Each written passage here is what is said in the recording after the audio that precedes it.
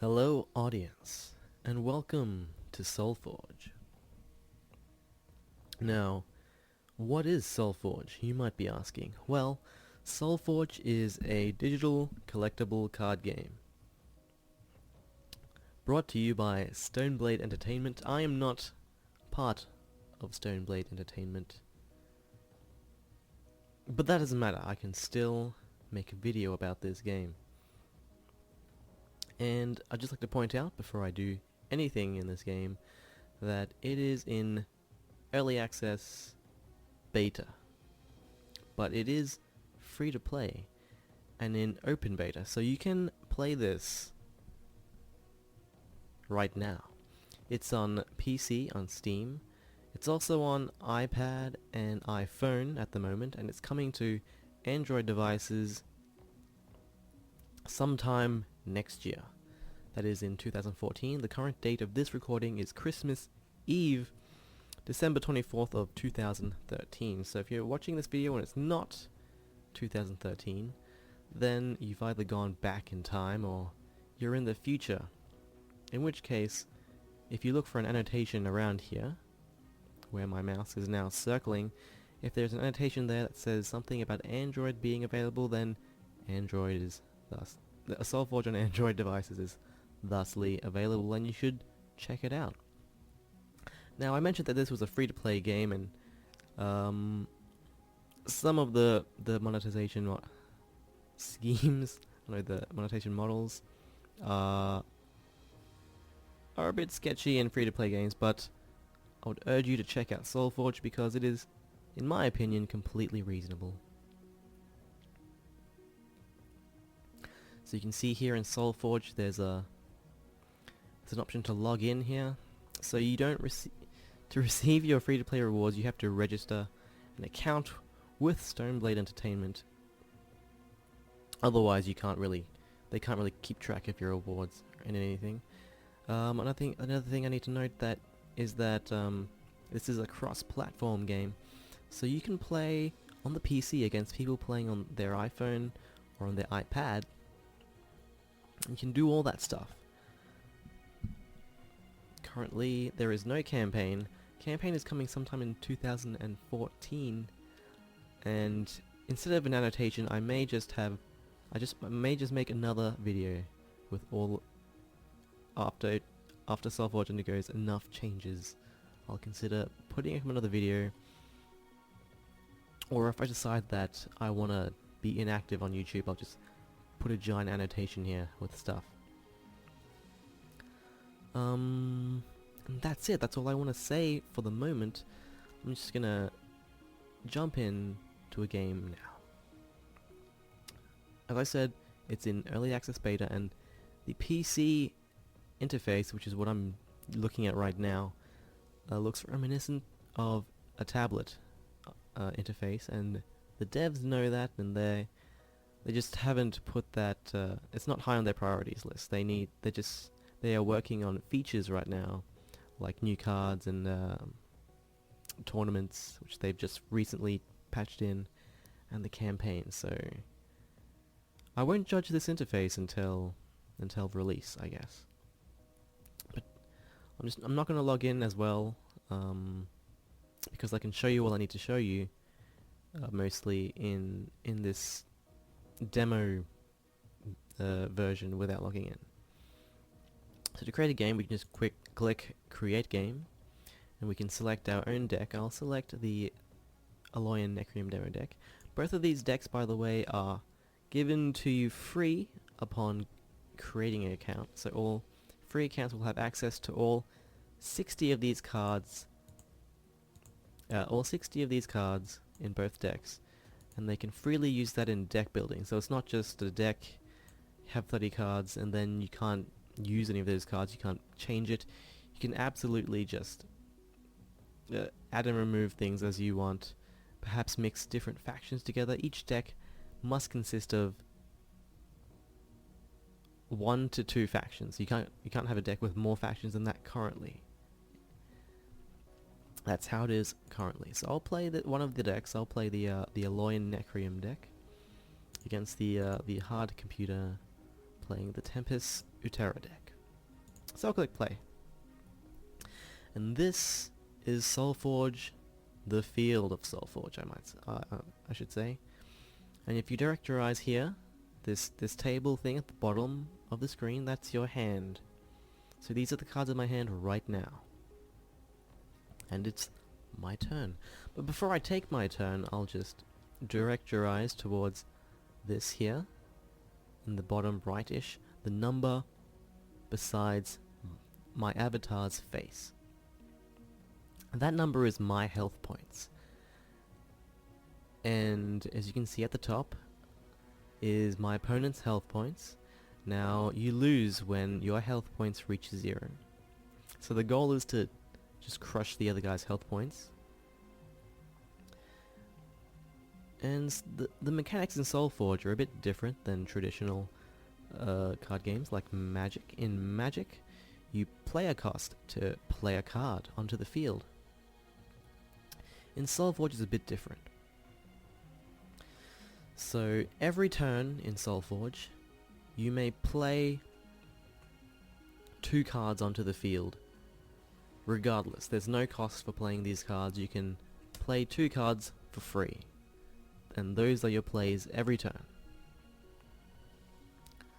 So the exception to that is the first turn. So the player that goes first may only play 1 card on their first turn. So as you can see here, it's my turn, and I can only play 1 card. So I'll play a Marrow Fiend over here. You can see I dragged it and dropped it. So the field consists of 5 lanes with a creature slot on slots on each side, on each side of each lane, I guess. And how it works is, we play creatures in these columns, and every turn we can press battle. That's actually not optional. You must press battle, so there's a battle every turn, and the creatures in each lane will initiate combat if they are not on the defensive. You can see I pressed battle, and my Marrow Fiend did not do damage to the computer. That's because of summoning sickness, something you might recognize from Magic. It's not referred to as summoning sickness officially in this game. It's referred to as on the defensive, I think. And that is, it'll go back on the offensive at the start of my next turn. So I'll end my turn here. And the computer will do something. They'll play scary things. And I can also play cards, but so now you can see it's my second turn. I now play 2 cards, just like the computer. I can now play 2 cards every turn until the end of the game. So I can either drag and drop these cards like so onto the field, or I can opt to play a little more safe and not risk, dragging into the wrong lane by clicking on the card I want to play, which would be this card, and playing it by clicking on any of the lanes. So you can play over your previous creatures, but I didn't particularly want to do that. Now, you already saw during the computer's turn, that their lightning worm smacked me in the face for 4 damage. That is because the lightning worm had an ability called aggressive, and if I click on aggressive, it'll explain a creature with aggressive is always on the offensive. So that's about the same as haste from Magic, if you remember that. But as you can see, my Marrow Fiend no longer has the circle of summoning around it. The circle of defensive, or I guess is what it's actually called. And it will now initiate combat. So even though the stag has a defensive ring on it, my Marrow Fiend will initiate combat and they will trade damage. As did the worms on this 4th lane. And I'll end my turn. And the computer will play two cards. Now you might have noticed that whenever I play a card, another version of it zooms over to the side and gets absorbed into my face. It is not in fact being added back to my deck. What is happening is every time I'm playing a card, it levels up and goes to a separate discard pile. Now you can double click on every card. You can see its different levels. So whenever I play a card from my hand, it levels up. So I played this worm before. This level 2 version was put into the discard pile. And the rest of my hand was also put in the discard pile. The cards that I didn't play. Now if I direct your eyes over here, this green goo filling up thing, and this number, that is my player level. Now I cannot play cards unless they are equal or lower than my player level. And every 4 turns, the cards in your discard pile are reshuffled back into your regular deck. How best to explain this? So every 4 turns, your deck is reset back to 30 cards, except all the cards you've played during the match have now been leveled up by 1. So what this means is that it might seem like there's a lot of variance. Like this involves a lot of variance. Every turn you get a new hand, and then you just play 2 cards from them. That might seem like a lot of variance, right? It's actually the opposite of that, to a degree. Because it's like, instead of in Magic, where in Magic you would be sitting with your hand waiting for a card to come, in Solforge you go through your deck incredibly fast. Every 4 turns you see 2/3 of your deck, at least. That's at minimum, if you don't have any draw mechanics in your deck. And that allows you to anticipate what cards you will eventually draw. So you can plan, say, to play this Predator, which has a okay-ish level 1, and you can plan to draw this later and have cards set up to support your strategy, if you know what I mean.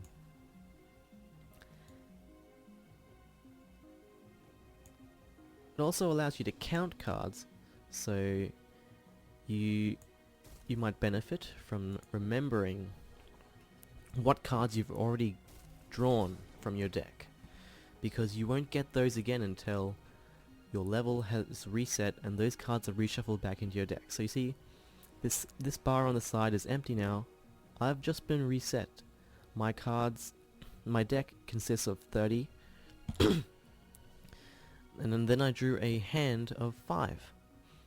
So my deck is now 25 cards, and these are my cards that I've discarded last time. And it's not guaranteed that you'll get level 2s like these cards here. It's not guaranteed that you'll get those at the first turn of player level 2. It's all still random. You're drawing random cards from your deck. But this, as you can see here, I have Marathine level 2. This was the Marathine I played previously in player level during the previous 4 turns. So now I can play these cards out, and you can see their level 3 version will fly out and get absorbed into my face. Those cards are not being added back to my deck. Those cards are being added to the discard zone. When I end my turn now, these 3 cards will also go to the discard zone, but they will be unleveled. They will not change. Of course, at the beginning of each game of Solforge,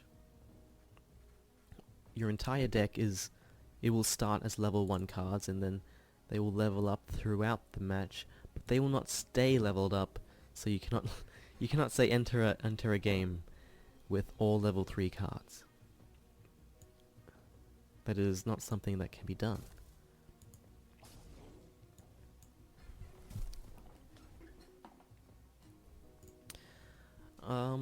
What haven't I gone through? The phases, I haven't explained those.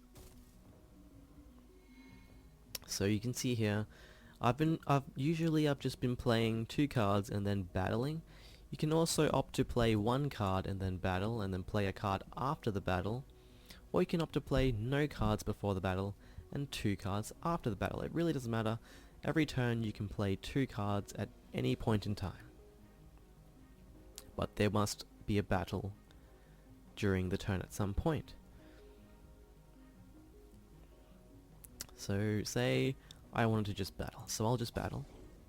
And that was my battle phase, and now during the second main phase I can play 2 cards. So I'll play a worm here and I'll play a sparkbot here.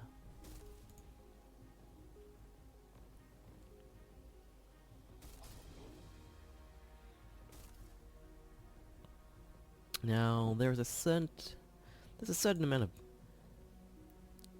getting used to of not just like from traditional card games of just holding on to a hand and then drawing and hoping you get what you want.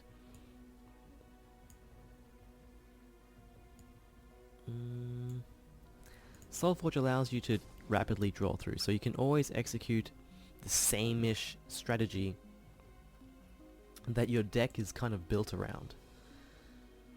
I kind of like that. It does allow for me to not feel kind of doomed as I wait for that 1 card I need. Although that does happen from time to time, because as you can see here, this is play level 3, it's just started, and I drew into these 2 cards, these 2 level 3 cards. Now level 3 cards tend to be a lot stronger than their level 1 and 2 counterparts. That's not a rule, but it is an exception that when that is not true. Some cards plateau at level 2, like this Sparkblade Assassin. There was a massive jump from the level 1 power to level 2 power, and then the jump between level 2 and 3 isn't that great. But for most cards, their power spikes. There's a very steep spike between 2 and 3. And these 2 level 3 cards, I might not have drawn them. I could just as easily have drawn 5 level 1 cards. Now, there's a way of playing that allows you to normalize that somewhat. Say during player level 2, I could opt to, say, play more level 1 cards where I could have played level 2 cards, and that allows me to change the number of level 1 cards in my deck so that I lower the probability of drawing all level 1s during the later player levels, when it is important to draw and play higher level cards to maintain board presence.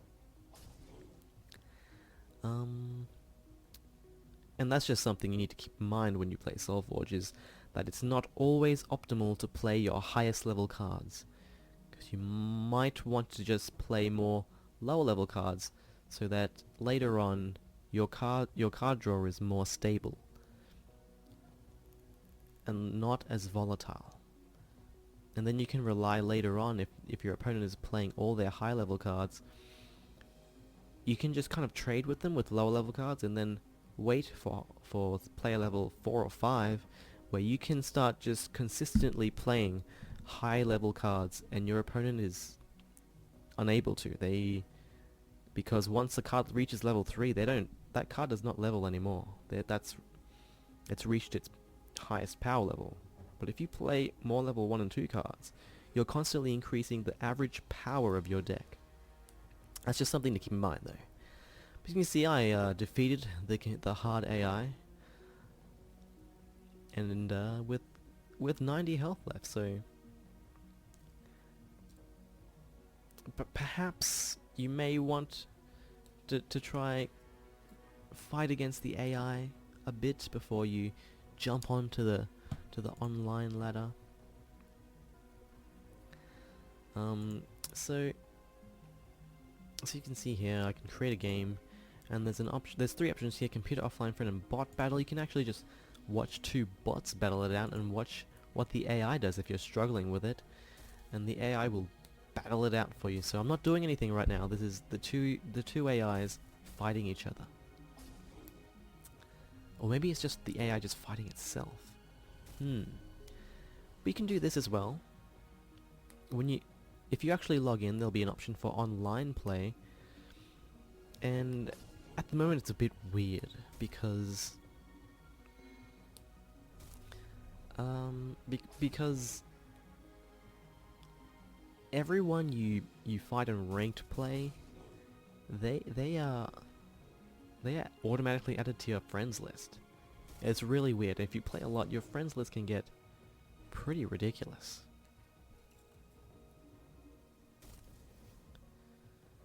So I'll just exit this this bot battle. Looks like my bot's losing. I will concede. You have one other computer. So I'll log in now, just quickly, and show you some other things, and discuss perhaps the monetization model. So I have thusly logged in. I'll direct your eyes to the bottom. The silver amount is quite large, but you might realize when you start the game and look at the store that it's not that much. I've been playing since open beta. I think that's about 5 months, and I've accrued during that time about 400,000 to 500,000 silver just from the free rewards, and that buys quite a lot. Now, what do I want to do? I think I'll go to the store. The gold is the premium currency, and it is 1300 is in fact the smallest denomination you can buy, and that is 499 USD. You can buy it through Steam or just through the store or on the App Store. So you can buy it anywhere. Don't worry about it. You can see here there's 3 packs here: the basic pack, the normal pack, and the premium pack. Now you can only buy basic boosters with silver. That's the free currency. But basically, what the normal booster pack does is guarantee you a card of heroic rarity, and the premium pack guarantees you a card of legendary rarity. Now, these cards of heroic and legendary rarity can also appear in the basic booster packs. So when you click on it and for information, it says this. Oh, it explains it now. That's good. So basically, you can get all the cards in the set just by buying the basic booster packs. There's also daily rewards, so you get rewards each day for doing various things at the moment. Again, this is early access, and everything I say about the monetization and the rewards is subject to change. But right now they're pretty generous. So you get rewards for doing various things. So you get a reward for logging in, you get a reward for winning a game, any game, against easy AI, perhaps. You get a reward for winning 3 games. Also, AI games also count towards that, so you can play 3 easy AI games and win all of them and get your rewards. There's also, at the moment, there is an online play reward, which is just 500 silver, which is not much compared to the daily rewards. In the daily rewards, you'll get either one of these packs, or a ticket, an event ticket, which I'll explain later. You'll get either all of these packs, or not all of them, one of these packs, or a single card of any rarity, or an event ticket, plus some denomination of silver. So you could get, say, a premium booster pack and 1,000 silver or something. You'll always get one of those items and some amount of silver. Yes. What else did I want to cover? If I click on the buy gold, you can see the cost of all the gold. Now, if you calculate it out and see what you can buy with these, so a premium booster pack right now, it's on sale. It's at 2,500. When you click buy gold for $100 USD, you would be able to buy 12 premium packs.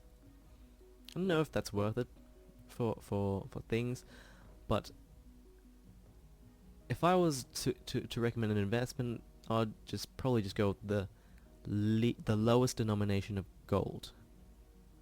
And the reason for that is you can use that denomination of gold to buy 5 event tickets. Exactly. You can buy 5 event tickets. Why? How do I have 18? That doesn't make sense to me. What? Could have swore I 3. Anyways, sorry. I was my mind exploded at seeing the number of tickets I actually owned, because I haven't actually bought any tickets using gold or silver, so I'm a bit I don't even know. And anyways, the reason for buying the 1300 denomination for the 5 tickets is that you can enter drafts. So let me just show you the draft system. You can enter constructed tournaments, and they're not really tournaments. They're kind of just free play with prizes. So at the moment, again, this is all subject to change. They're thinking about changing it to 4 rounds, but at the moment, you can see these are tournaments. Okay, so at the moment, each tournament consists of 3 rounds, so 3 games. And each of those games pairs you up with a random opponent with around the same win record as you in that event. So constructed tournaments are decks where you pit your constructed decks that you've built against other people's constructed decks, and you get prizes based on how many wins you get out of 3. And you can see those rewards here. 3 wins is basically a 3-0. You go undefeated, and if you go undefeated in any of these formats, you'll be guaranteed to get a premium pack. Now, why would you want a premium pack? Well, that's because those have guaranteed legendaries, and you might soon discover, if you play on the ranked ladder a bit, that legendaries are pretty powerful. And not only are they powerful, they also are plenty fun to use. I mean, heroics is where a lot of the power is placed, and heroics are reasonably easy to attain, but they're not nearly as fun as legendaries. But that's for another day. What I came to this screen to talk to you about was why I bought 1300 gold. Well, the reason for that is because of draft. Now, you can get event tickets for free in the daily rewards, and it's expected that free players should be able to play one draft about every 1 to 2 weeks. Now, that might sound a bit not as generous as a Hearthstone, but with Solforge's drafts, at the moment at least. Again, this is early access and could change by the time you've seen this. But at the moment, when you draft, not only do you have a chance to win these prizes, you also keep all 30 cards that you draft. So for those of you that don't know, a draft is when you create a deck from random cards. So you'll be presented with a series of random cards and you just pick cards out of those random selections until you have enough cards to make a deck, and then you use that deck to play against other players that have also drafted their different decks. So everyone starts on an even playing field. There's no random constructed decks with legendaries being thrown at you. It's just everyone building a deck from a random selection of cards. And at the moment, at least, if even one ticket is used in either constructed or draft tournaments, then all the rewards from those tournaments will be classified as gold.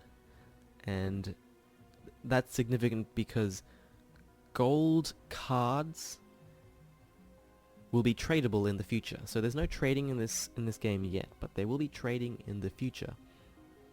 And only gold cards may be traded. That is, cards that are either purchased with gold from the store or earned in drafts. Now the way it works is, if you have at least one ticket, did I already say that? If you have at least one ticket in your entry, so a draft costs 7 tickets to enter, if at least one of those tickets is gold, then all the rewards from that draft or tournament will also be gold. So if you went 3-0 from your draft and you used one gold ticket, you would receive in return a premium booster with all the contents tradable. All the cards from your draft that you picked for your deck, they would be tradable. And the 9 event tickets, they would be gold.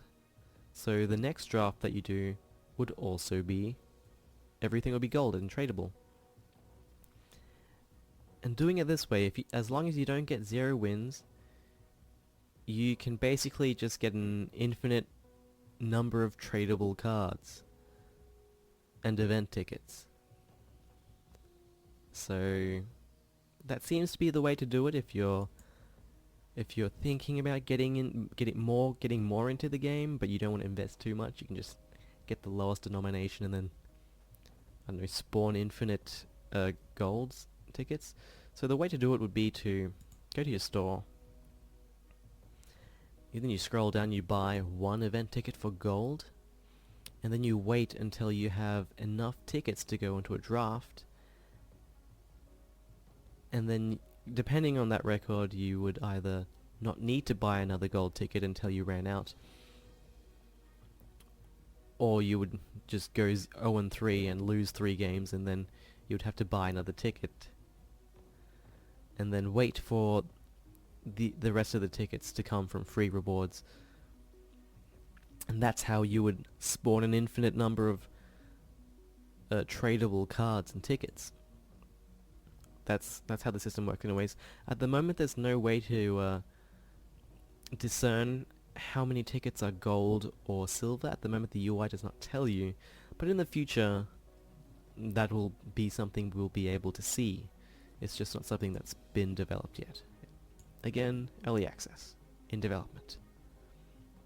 And with that, I think that just about wraps up everything I have to say about this. I will say that I was having a lot of fun with drafting. I went 3-0 in a free draft that we were given for Christmas. So I'm sorry guys if you're watching this and you haven't created an account before Christmas, you didn't get the free draft coupon. I'm sorry. But that's it. That's all I want to say right now. So thanks for watching. Hit that subscribe button if you like what you saw, and if you stayed this long, and hit that like and all those random YouTube buttons that people keep telling you to press. Do that, and I'll see you on the next video.